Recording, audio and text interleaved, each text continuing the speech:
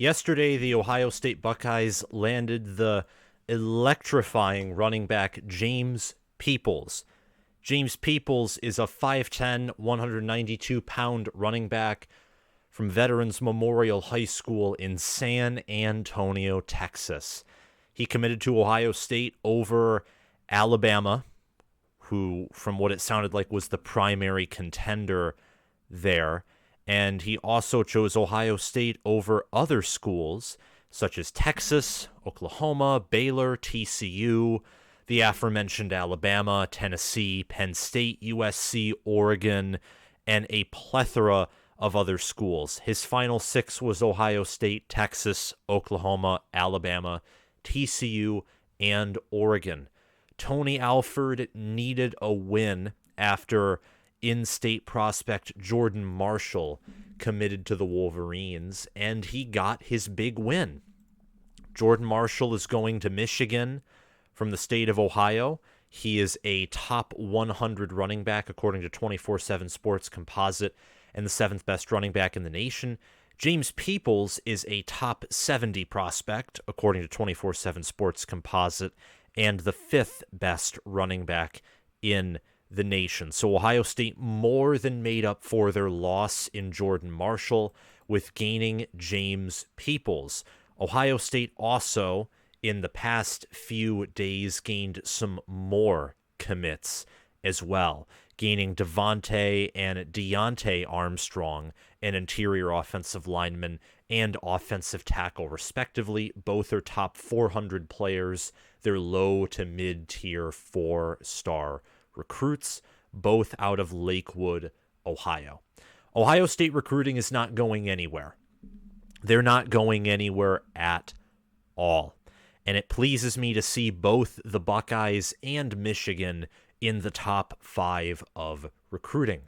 But Ohio State, for as long as I can remember, I think the 2019 class being the lone exception, either the 2019 class or maybe it was the 2020 class, one of these classes, Ohio State was not in, they were not in the top 10.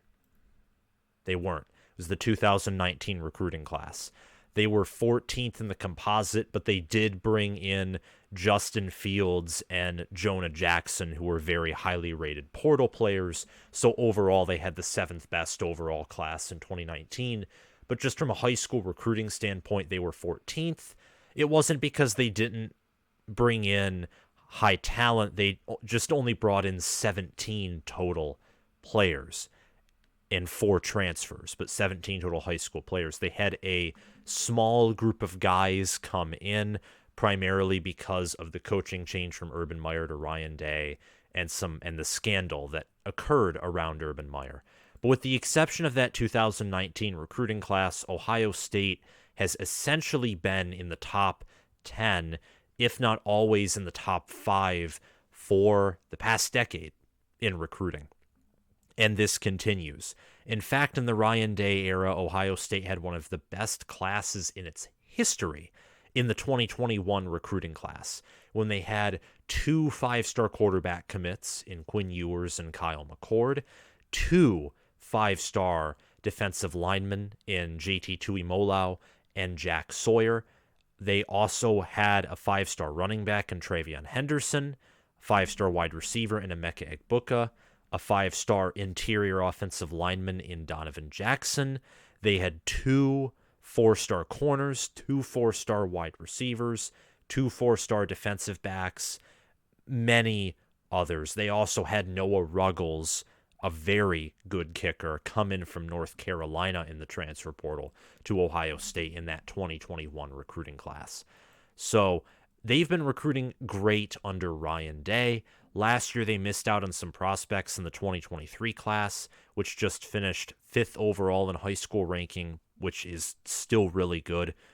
They got 5-star Brandon Innes and many other 4-stars, of course, including Jermaine Matthews, Noah Rogers, Carnell Tate, Calvin Simpson Hunt, Jason Moore, Luke Montgomery, Jelani Thurman, among others. very good wide receivers, secondary players, some linemen as well.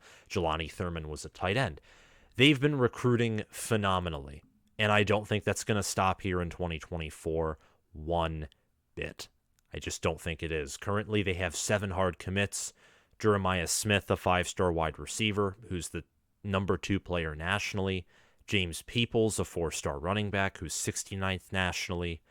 Ian Moore, an interior offensive lineman, who is the 88th best player nationally. Garrett Stover, linebacker, who's 139th nationally. Deontay and Devontae Armstrong, who I've already talked about. Their lowest-ranked player is a 3-star interior offensive lineman in Mark Nave from Central Catholic Toledo, Ohio. But he is 6'5", and 315 pounds, so definitely has a lot of size and a lot of potential for the interior offensive line position. And that's Ohio State recruiting right now as it stands. They do have a lot of prospects that they are targeting, very highly ranked prospects, especially from the state of Georgia. And do not worry, we are going to be talking about that later in the video. But before that, I want to read an article talking about, one, how Ryan Day is making a slight scheme change that could make Marvin Harrison Jr. more difficult to defend, just for a little fun news, and also want to read a little bit of an article talking about James Peoples' commitment to Ohio State by 11 Warriors.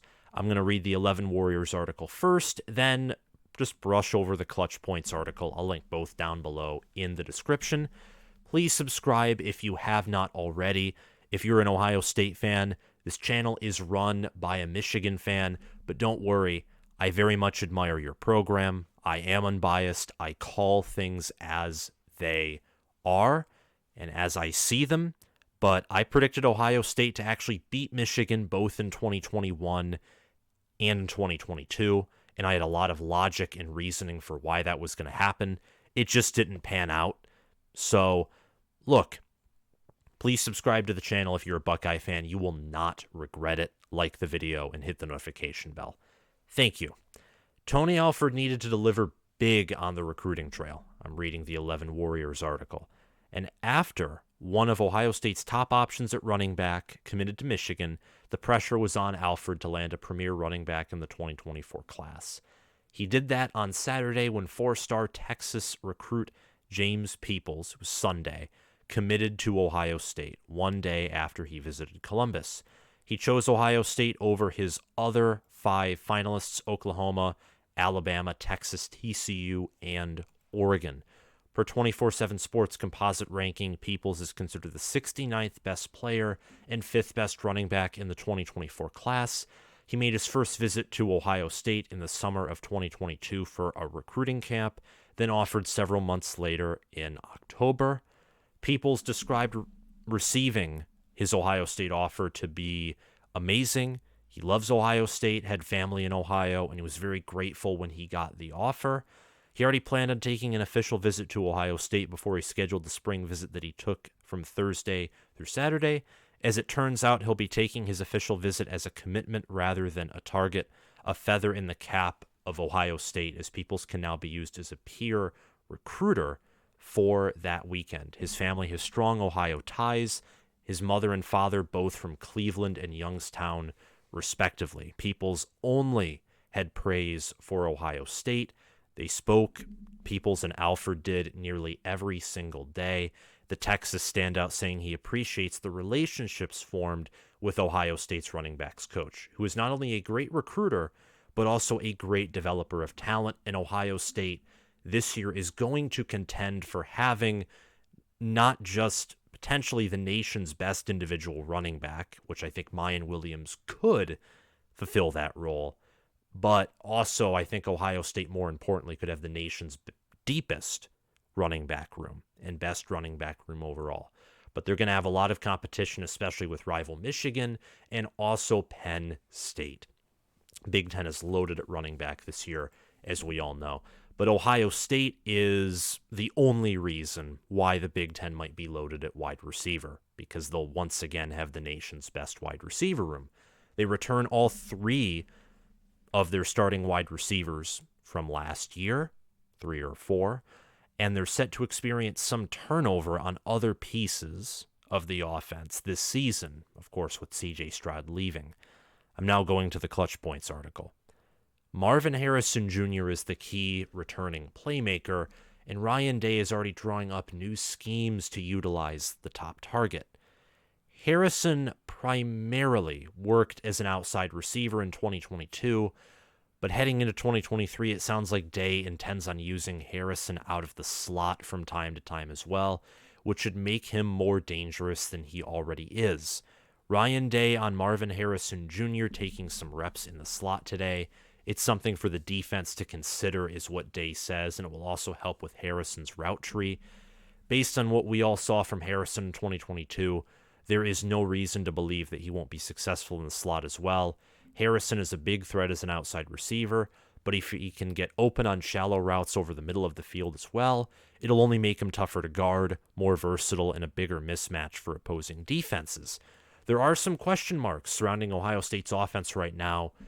Harrison, along with the entire wide receiver core, the interior of the O-line, and honestly, with Ryan Day's reputation at quarterback as well, those are not questions.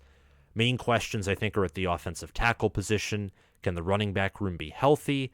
And Cade Stover, as much as sometimes in the biggest moments he didn't shine, he was, in my opinion, somewhat of an underutilized piece last year. The tight end room certainly was. You had Mitch Rossi, Cade Stover. Rossi had little to no receptions at all from what I saw, and was not used nearly as much as Cade Stover, despite being a solid tight end. So tight end, offensive tackle, maybe offensive center since Whippler's gone, and health at running back are they're solid concerns. And if McCord can play at an elite level is also a concern, but I think he's guaranteed to play at a great level. But Harrison, he's the nation's best wide receiver by a mile. It's not even close. He should have won the Biletnikoff Award last year. He's coming back, and no defense will be able to stop him unless you injure him. No defense will stop him unless he is injured. That's just a fact. Ohio State, to go back to recruiting, is still recruiting at an elite level, though. And they're developing an elite level as well. They're especially recruiting highly at wide receiver, which is why you have the wide receiver room that they have. They're recruiting well there. They're developing well there. You look at Ohio State's targets, their prospects for 2024, their top targets. Jeremiah Smith is one of them, and he's committed. Mike Matthews, Micah Hudson, and also Mylan Graham are listed as top targets for the Buckeyes. Those are 5-star wide receivers. Mylan Graham and Micah Hudson are listed as warm. Mike Matthews is listed as cool. Mylan Graham is from New Haven, Indiana. The Buckeyes have Indiana's second best player currently. They have that. And they have him in Ian Moore, the 4-star interior offensive lineman who's from New Palestine, Indiana. Not Micah Hudson, but Mylan Graham. Mylan Graham is from New Haven, Indiana. Obviously, Micah Hudson is from Temple, Texas. He is a top 10 player, number 3 wide receiver, only behind Jeremiah Smith and Mike Matthews. Look, Brian Hartline recruiting all of them, probably, and the guys who are listed as warm, look, they could all end up at Ohio State. When Ohio State got Carnell Tate and Brandon Inniss last year, that was crazy. I don't know too many recruiters who could pull off getting such a loaded class at one position, and Brian Hartline sure as heck can do it. He sure as heck can do it. Micah Hudson currently is listed not only as warm by Ohio State, but also Georgia, Alabama, Texas, and Texas A&M. If he was wise, also Texas Tech. That's kind of funny. If he was wise, he would go to Ohio State almost instantly. They develop wide receivers better than any of those universities listed. For Mylan Graham, he's listed as warm for Purdue, Tennessee, and Alabama, as well as Ohio State. Tennessee and Josh Heupel with Cedric Tillman and With Jalen Hyatt, they have a extremely recent reputation for getting good production out of their wide receivers, but it remains to be seen long term if they can develop guys into NFL prospects or if it is more schematics. For Ohio State, schematically and from an NFL developmental standpoint, there is no reputation that compares with them except for LSU. And that was mainly from the Ed Orgeron era and also somehow from the Les Miles era. It is yet to be seen if the Brian Kelly regime can maintain that standard of elite development at wide receiver that the Tigers have traditionally had. There are also 3 defensive backs who are 5 stars that are listed as contenders or warm for the Ohio State Buckeyes. And those players are safety KJ Bolden. KJ Bolden is from Beaufort, Georgia. Cornerback Charles Lester III from Sarasota, Florida, 5-star corner. And Kobe Black from Waco, Texas. All of these players are 5 stars. It's pretty crazy. I think just the amount of talent that Ohio State contends for is incredible. And also remember how I mentioned KJ Bolden, who's from Georgia, Mike Matthews, who isn't listed as warm for Ohio State, but it was considered a top target of theirs. He's from Georgia too. Edric Houston, a defensive lineman, also from Georgia. He's listed as cool, but a top target. And then you have Sammy Brown. Sammy Brown, of course, is a linebacker from Jefferson, Georgia, who is currently listed as warm for the Ohio State Buckeyes. Top 15 player, best player at the position of linebacker. He is listed as warm for Clemson, Georgia, Ohio State, Oklahoma, and Tennessee currently. So in the state of Georgia and in the South, in Texas, Florida, Georgia, all the states with talent, Ohio State is deeply entrenched there. They're doing well at targeting wide receivers, which is their strength, and their primary weakness consistently in the Ryan Day era. Defensive line and linebacker have been inconsistent at times, but last year and in 2020, it really was the secondary. It really, really was. The secondary is really what lost the Georgia game. They dropped too many picks, and Lathan Ransom fell over, and that led to an easy Georgia 7. The secondary is why Ohio State lost the game against Michigan. There were many other reasons for that, and that's a gross oversimplification.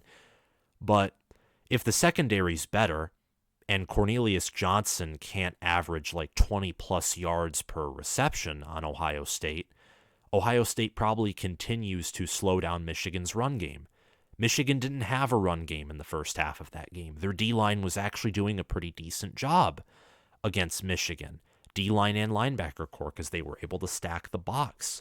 But once J.J. McCarthy, Ronnie Bell, Cornelius Johnson, and Luke Schoonmaker, they were able to mismatch against that secondary and burn it for big gains.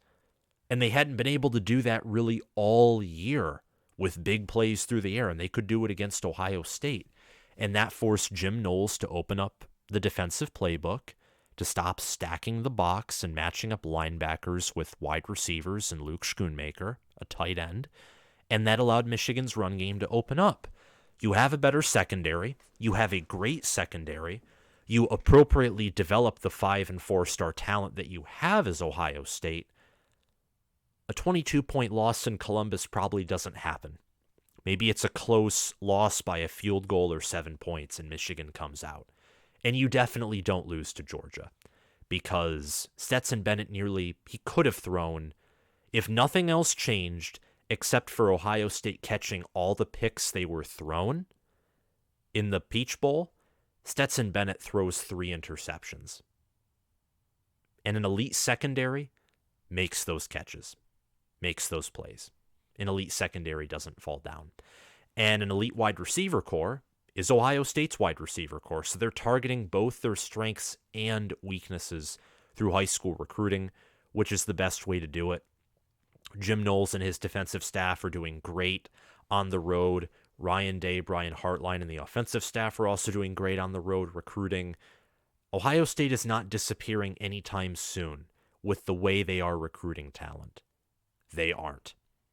And entering 2023 and beyond, I just don't see Ohio State taking a step back from the national title conversation, Big Ten title conversation, or the playoff conversation. I don't see it happening with the talent they have and what they've been able to do consistently under Ryan Day on offense.